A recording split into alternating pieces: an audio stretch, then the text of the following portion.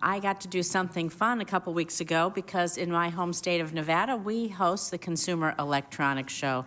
And let me tell you, what I saw there was just amazing how technology is going to advance people with disabilities, people who are aging. It's going to improve our travel, our home, even our cooking. There's wash machines. They'll just about do everything for you except put away the laundry. And so it's really tremendous. That was Jacky Rosen, the Democratic senator, speaking at a January 22nd, 2020 Senate Commerce hearing on 5G technology. You heard her say she attended the Consumer Electronics Show in Las Vegas, in her home state of Nevada. Want to find another member of Congress this week? There's a chance that senator or representative might be at the show too. And if not attending in person, they might end up talking about the Consumer Electronics Show in Congress, as we hear in this episode of C-SPAN's podcast, Extreme Mortman. We'll do two things in this podcast. First, hear Congress talk about the Consumer Electronics Show.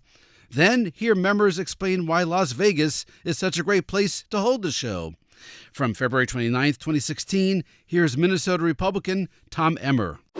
Mr. Speaker, I rise today to congratulate Tom Ardolph and Avant-Garde Technology Liberation for the recent win at the International Consumer Electronics Show.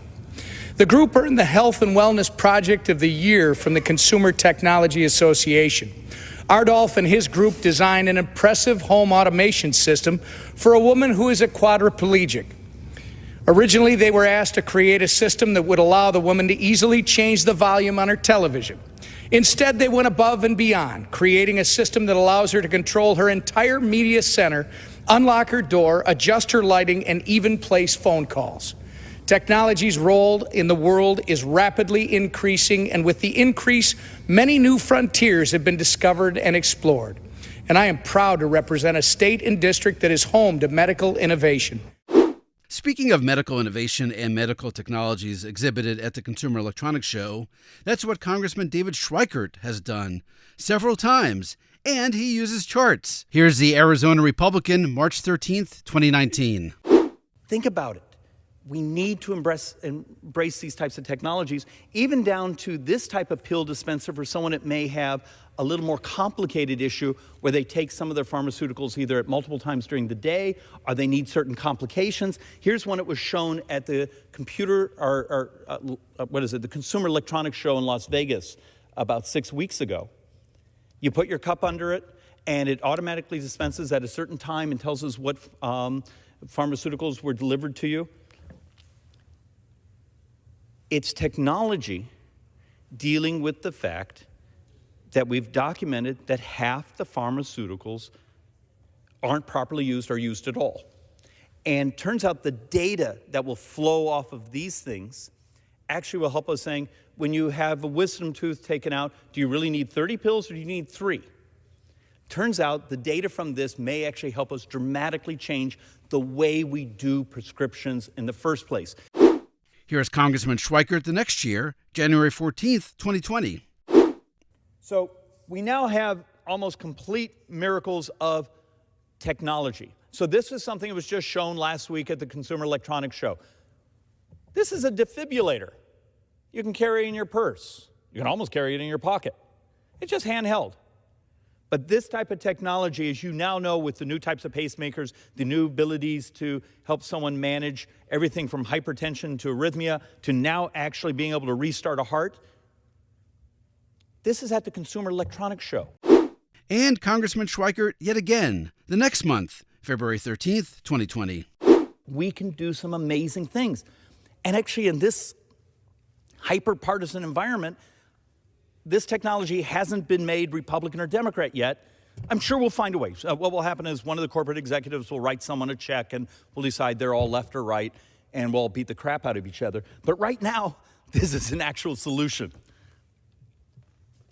There's other really amazing disruptions coming, and I think this one may have been shown at the Consumer Electronics Show. And I'm not even sure I understand all the things it does, but this in many ways is a doctor visit in your pocket. It does about a dozen different things where it can actually do a number of different tests, and it's in your medicine cabinet.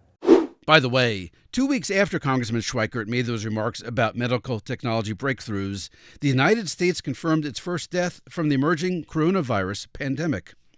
Now let's actually go 3 decades earlier and hear another member of Congress, this time a Democrat, talk about the show.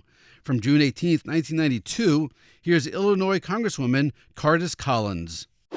Digital audio technology has been around for several years. Compact discs and compact disc players are examples of this innovative technology, and the superior sound quality that digital technology produces has revolutionized the recording industry. Even more exciting than the compact disc and the compact disc player is a digital audio recorder. Unlike the familiar analog recorder, digital audio recorders are able to make virtually perfect copies of source music. With analog recorders, as one makes generational copies,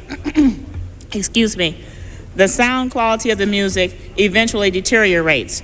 On the other hand, with digital audio recorders, multi-generational copies do not change the sound quality of the music, so that a 100th generation copy will sound as good as the original version. These digital recorders were on exhibit at the Consumer Electronics Show held in Chicago in my district last month. The Consumer Electronics Show has been cited in congressional hearings, too. And since we heard Congresswoman Collins talk about digital audio recording, let's revisit a Senate hearing devoted entirely to that very topic around the same time. June 13, 1990, a Senate Commerce hearing, and in the middle of the committee room, a massive boxy digital audio recorder. It took up an entire tabletop. Here's an exchange between Ralph Oman, Register of Copyrights, Library of Congress, and Arizona Republican John McCain. What's the cost of one of these? The prices that I heard being bruited about in Chicago at the Consumer Electronics Show last week or the week before last was around $800, maybe $900, but I suspect that competition would drive the price down slightly. Obviously, over time, with mass consumption, the cost will go down significantly. It certainly has in every other device that we've come across in recent VCRs, etc. We wonder, though, with the cloud hanging over the technology, whether it will ever become mass-produced, and that's one of the points that I was making, that unless the entire community buys into the system, it may be just a dinosaur that has already outlived its usefulness and will never take off the way it should. It's a wonderful technology. Also from that 1990 hearing, here's Thomas Friel of the Home Recording Rights Coalition, and the other senator from Arizona, a Democrat, Dennis DeConcini.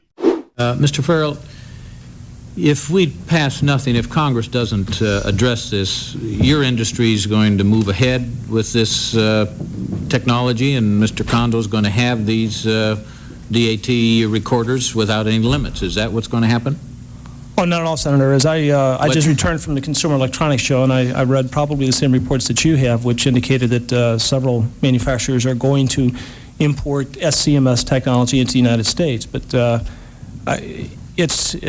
we had an interesting keynoter at our Consumer Electronics Show, and his name was Mr. Morita. He's chairman of Sony Corporation. And he said that maybe our CE show, which is the Consumer Electronics Show, should really be better renamed the Creative Entertainment Show. And in that, he indicated that when he introduced the Beta machine, he made a mistake. He introduced the Beta machine, and he didn't think about the software community. He said he knows that in the future, and I don't too in the future, that we have to have both sides of the equation. What this bill does for us, it puts in technology in the tape recorder. It encodes the software side, which is Jay's side. 3 years later, the Consumer Electronics Show was mentioned during another Senate hearing. This time, the topic was video game violence and a proposed rating system. From that December 9th, 1993 hearing of the Governmental Committee, here's William White. He was vice president of Sega, the company that, at the time, developed 70% of the video games in the United States. The goal of the Industry Coalition is to develop and implement a rating system that enjoys widespread acceptance and voluntary participation throughout the industry at all levels of product distribution, is uniform and consistent, has a high degree of consumer awareness and understanding, and has the cooperation of retailers to enforce the program at point of sale. Chairman Lieberman And Chairman Cole, I would like to extend an invitation to you and to your staff to join the Industry Coalition when it meets for its first working session at the Winter Consumer Electronics Show in early January. In 2002, the Senate Judiciary Committee held a hearing on competition in the cable industry. From April 23, 2002, here's then Comcast Corporation President Brian Roberts. I went to the Consumer Electronics Show with a number of cable operators this January, and I was amazed at what I saw. Everywhere is high-definition sets, as Mr. Perry is talking about, and that is clearly a very real possibility that that's what Americans want. And every one of those sets was connected to satellite. And I walk into Circuit City, and I see all they want to do is sell you a satellite dish and sell you a high-definition or a flat-screen monitor. It's critical to the cable industry that we have a competitive offering. So I came away from that saying we have to accelerate our relationships with the set-top manufacturers and to get these set-top boxes available at retail so that our competitor's product, who does offer some of these functions and features, isn't the only place. A year later, a Senate Commerce hearing on competition in the telecommunications industry. From January 14, 2003, here's Montana Republican Conrad Burns. I think it was sort of an historic thing that happened just this past week.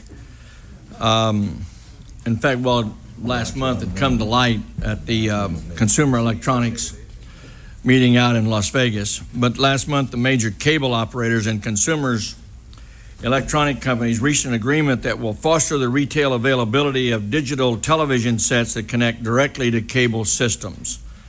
Consumers will be able to buy plug-and-play DTV sets that will be capable of receiving high-definition programming services provided by cable operators without the need of a set-top box. The availability of digital plug-and-play television sets will help speed the transition from analog to digital.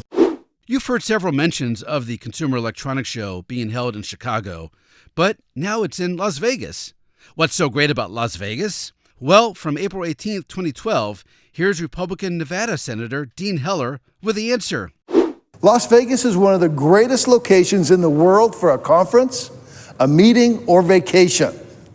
With over 148,000 hotel rooms and 10.5 million square feet of meeting and exhibit space citywide, it is ideally suited to host companies and organizations, both large and small. In fact, this past January, Las Vegas hosted the Consumer Electronics Show, which had more people attend than the Iowa caucuses. And here's Senator Heller again, a week later, April 24, 2012, a hearing on consumer choice and online video. I'll tell you, one of the great benefits of being a senator from Nevada is to tout the conventions that come to my state, such as the Consumer Electronics Show, and recent convention held by the National Association of Broadcasters. These gatherings are always informative because they showcase what's coming down the pipe from innovators for consumers. Knowing where we're going is helpful to me because the last thing that I want to do as a lawmaker is to stifle that innovation. And another Republican senator from Nevada, John Ensign, February 11th, 2009. Wherever these meetings take place, business takes place. Let me give you an example. The Consumer Electronics Show, known as CES. This is an annual business meeting in Las Vegas. CES attendees who come to Las Vegas come from over 140 countries around the world. And they can conduct a year's worth of business in one location, minimizing travel and saving energy in the process. During the Consumer Electronics Show, approximately 1.7 million meetings are conducted. Transactions are ordered, commerce is buzzing, and the entrepreneurial spirit of business flourishes. This is economic activity that extends beyond whichever city serves as the host. Finally, who puts on the Consumer Electronics Show? For that answer, let's go back just over 20 years. A July 12, 2005 Senate Commerce hearing. The topic, digital television. Here's Ted Stevens. The Republican senator from Alaska is questioning President and CEO of the Consumer Electronics Association, Gary Shapiro. What is the Consumer Electronics Association? The Consumer Electronics Association is a national trade association of some 2,000 technology companies. Many of your colleagues have seen us best at the International Consumer Electronics Show in Las Vegas, Nevada, the world's largest technology show. It's in the world's best trade show location, too, I might add. It's these are the PC makers, the digital television, cellular telephone. These are the companies that have driven the economy, driven technology. We also have retailers as members as well, and these are the companies which are bringing the future. On November 15th, 2016, Gary Shapiro testified in Congress again, a House hearing on self-driving cars, and with his testimony, another plug for the Consumer Electronics Show. We actually represent over 2,200 American consumer technology companies. We own and produce the CES. It's the world's largest business, coolest, funnest event. You're all invited to attend. If you come to Las Vegas next January, you'll see literally 3,900 companies, including 300 of them that are focused on connected vehicles, driverless cars. Most of the major auto companies are there as well. And you'll see the future right in one place. During that 2016 hearing, Gary Shapiro had this exchange with Democrat from Illinois, Jan Schakowsky. Mr. Shapiro, you were talking about it was a Consumer Electronics Show, and that you have it every year, and I'm just wondering. There's both the convergence of driver reliance on semi-autonomous features, but also the increased use of smartphones and apps and infotainment options in cars, and I'm just wondering if there's some conflict here for distraction of drivers. At the same time, we're talking about more autonomy for the cars themselves. We're also providing more distractions, especially in this transition period. Is there a conflict there, and how do we resolve that? Well, we resolve anything like that by getting to self-driving cars with more and more features towards self-driving as soon as possible, because they do save lives. I don't think you're going to be able to change the fact that, why did we go up from 30 to 35,000 deaths last year? And we keep asking ourselves, well, cheap gas, more miles clearly added, but there are more distractions. And it's not only using devices, it's that there's people drinking coffee, and people are tired. They fall asleep a lot. They drink a lot. Yeah, but they always did that. But they're still doing it, and I think we're all more tired now for some reason. Now, the big question. This time, let's go back just 1 year. A January 23rd, 2025 House hearing on wireless technology. Here's former president and CEO of NCTA, the Internet and Television Association, Michael Powell. Yeah, if you had walked the floor of the Consumer Electronics Show this past January, you would have seen a ton of emphasis on Wi-Fi 7. Wi-Fi 7 is a next-generation technology that, in short, allows faster use, faster data rates, and wider channels. One of the things we're having to manage in the home is an explosion of devices that need to be utilized on the same network. So when you get wider channels, you're able to get applications that require lower latency. So, for example, 4K or 8K video, or another example would be virtual reality systems of any type, and gaming. So Wi-Fi 7 is essentially critical to the kind of devices that are coming into the home and coming into the market as we continue to innovate. And now, a bonus clip. On July 29th, 2015, the House Subcommittee on the Internet held a hearing titled The Internet of Things. Here's the chairman, Darrell Issa. Today, our witnesses include Mr. Gary Shapiro, President and CEO of the Consumer Electronics Association, Mr. Dean Garfield, President and CEO of the Information Technology Industries Council, Mr. Mitch Bainwall, President and CEO of the Alliance of Automobile Manufacturers, and Mr. Morgan Reed, Executive Director of ACT, A-C-T, the APT Association. Before I go down the row for the witnesses, I have to take a little bit of a personal privilege. The other three know it. Mr. Shapiro and I go back a long time. We were there at the birth of the modern Consumer Electronics Association, and I once worked for him on an unpaid highly compensated but unpaid position as the chairman. So if today I rough him up, remember, get backs. It takes a while. And with that, Mr. Shapiro. Thank you, Chairman Issa. This is indeed a historic moment in my life because I've been referring to you as boss for 25 years. And you as chairman oversaw a good portion of our freedom and our growth. And a footnote to that July 2015 bonus clip. A few months later, House Speaker John Boehner announced he would leave his seat at the end of October 2015. On October 9, 2015, Gary Shapiro wrote an article on Medium titled, 5 Reasons Darrell Issa Should Be Speaker.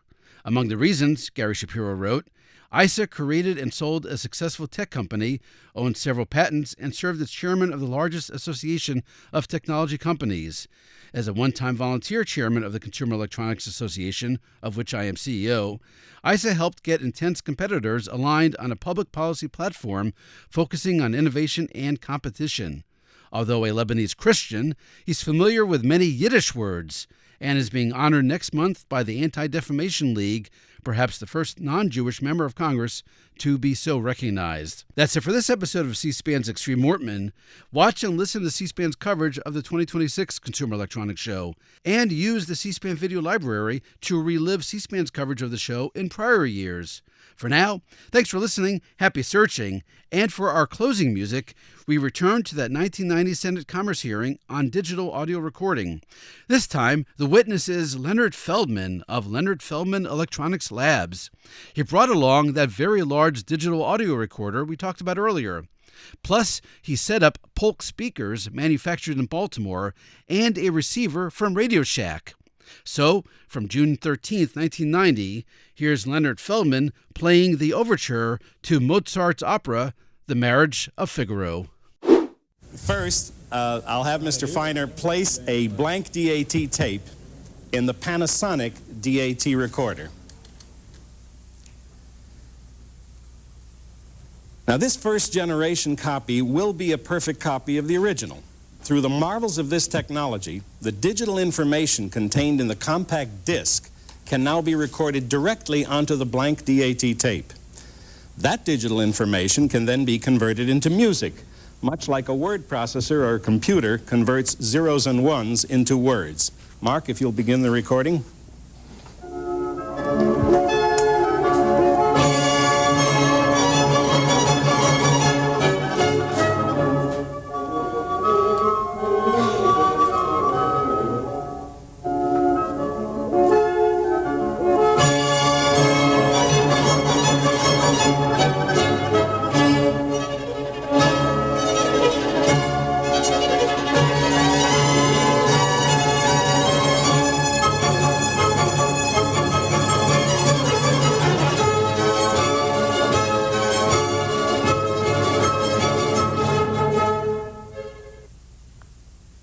I think Mozart would be pleased if he could hear it.